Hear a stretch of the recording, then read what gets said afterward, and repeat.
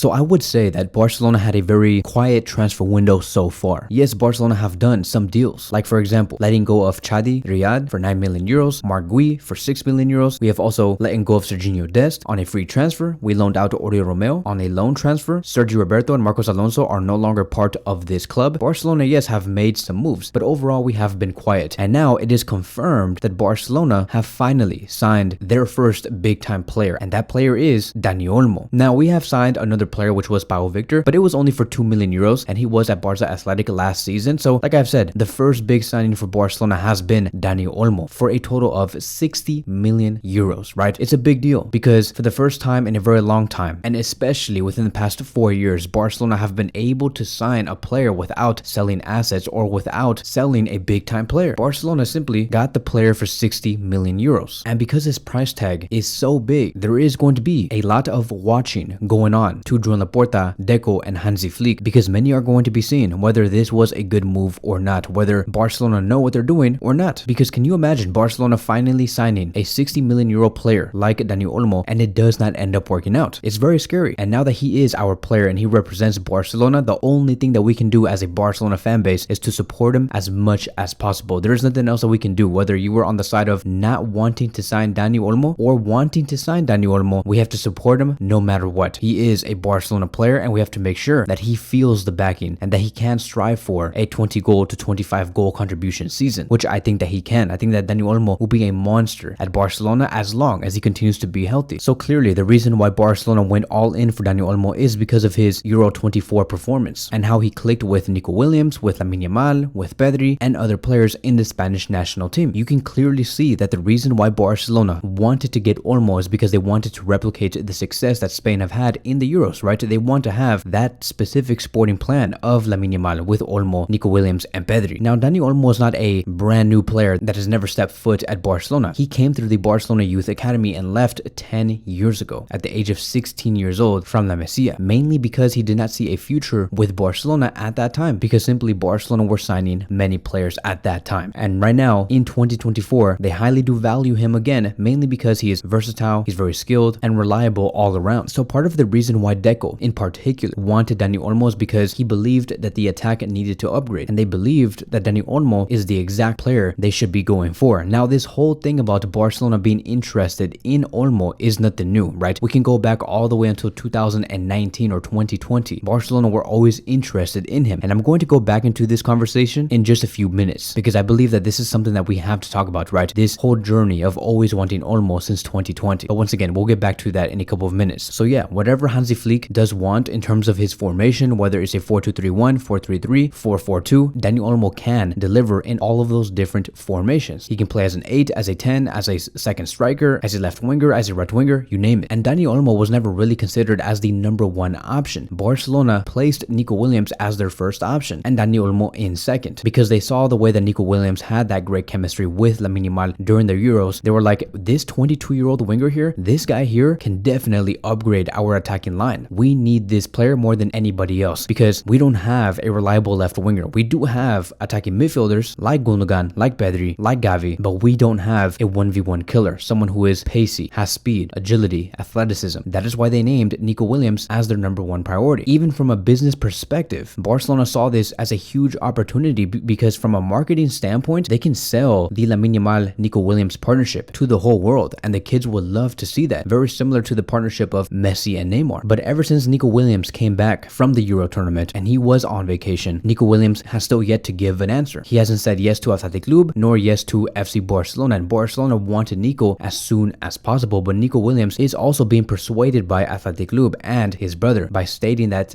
he should continue for one more season with them, mainly because they want to go through the Europa League together and win the Europa League at their home stadium. So it is a very difficult and emotional situation for Nico Williams, and because of that, because Nico has taken so long to make a final decision, that is why they just said, okay, you know what, Nico does not seem like he's going to be giving out an answer anytime soon, and we need to bring in the players that we do want because we don't have so much time. And that is why they said Nico Williams will go into the second priority list and Dani Olmo will go in first. And that also explains the reason why Deco never went to the US preseason tour, because he needed to stay at Barcelona. He had to travel to Leipzig to speak with the agents, with the family, to close the deal of Olmo, which he did. So I'm going to be very honest here. Ever since we got Olmo, the only thing that I have been thinking about is, how is Olmo going to add something extra to Barcelona? Because he is clearly a 10, and the amount of 10s Barcelona have now with Pedri, Gundogan, Gavi, and even Fermin Lopez, it's too much. If I was the sporting director, or if I was the president of FC Barcelona, I would have never made this move. I mean, maybe yes, make Dani Olmo as a move this summer, but definitely not make this player as the first priority. I will just continue to strive for other players that do play in different positions to make sure that all areas are well covered, because having Dani Olmo right now is the last thing that we do need. I'm telling you guys right now, with the inclusion of Dani Olmo, it does minimize the chances of Fermin Lopez being successful. And I think that all of us can agree that Fermin Lopez has talent, he has goals, he has assists, he has great capabilities to succeed at Barcelona, and we don't want to minimize that. How could we? How could Barcelona do that? Now, like I've said before, yes, we can place Dani Olmo on the left wing position, but why spend 60 million euros on Dani Olmo and then place him in a position where he is less effective compared to the number 10 position? I mean, like, yes, this is a good problem to have, and Barcelona will win no matter what, but there are going to be some players that will suffer. And let me tell you guys something. I believe the main reason why this whole move of Dani Olmo does not really make sense is because I don't really think that Hansi Flick wants him. I do think that this is much more of a Barcelona board signing, not necessarily a Hansi Flick type of signing. And the main reason why I'm saying that is because Barcelona have always been interested in Dani